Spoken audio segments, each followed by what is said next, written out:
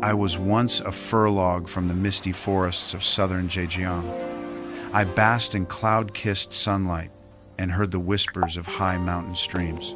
Then came a group of craftsmen, markers in hand, and they chose me. Later, I discovered I was destined for the Taishun-covered bridge, no longer just ordinary timber, but a living element, carrying landscape and culture.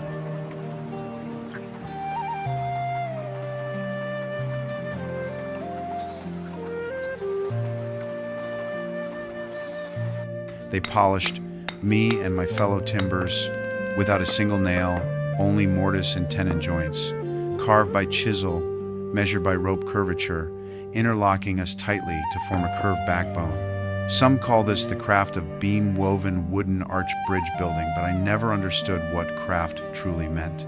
I only remember the craftsman adjusting my place again and again, fitting me snugly with the beams beside me, until together we formed a graceful, arched backbone.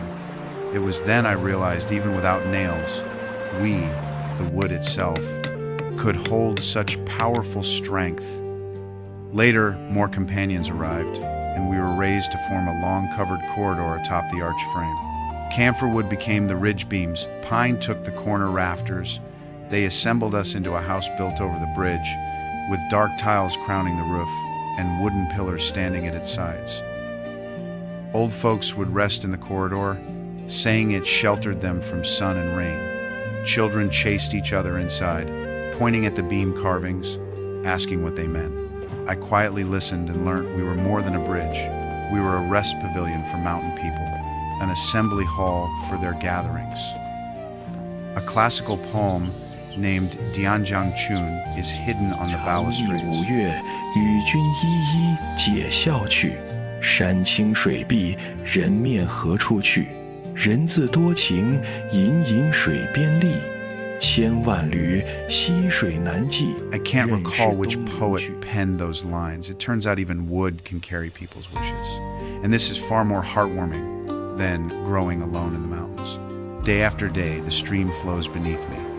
The grain etched upon my body deepens with time, yet I hardly ever rot. The craftsman who chose me knew that fir resists moisture, and with the bridge's covered structure sheltering us from wind and rain, my companions and I have remained steadfast for so long. I've seen spring rain patter on the eaves, dripping in delicate lines along the roof tiles. I've seen autumn leaves drift into the corridor, gently picked up by passers-by. I've seen villagers gather by the covered bridge to talk about harvests and arrange marriages, leaving the warmth of daily life within our wooden seams. Today, visitors from around the world come with cameras, calling us a living fossil of ancient Chinese wooden arch bridges, and proclaiming that the name Taishun Covered Bridge has long spread far beyond these mountains. But I remain that same piece of fir wood, only now with greater missions, to carry the path for the mountain people, to safeguard the artisan's craftsmanship, and to mark the passage of time across this landscape.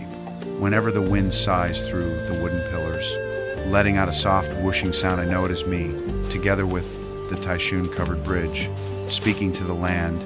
We will always be here, guarding the bridge and the lives of the mountain people.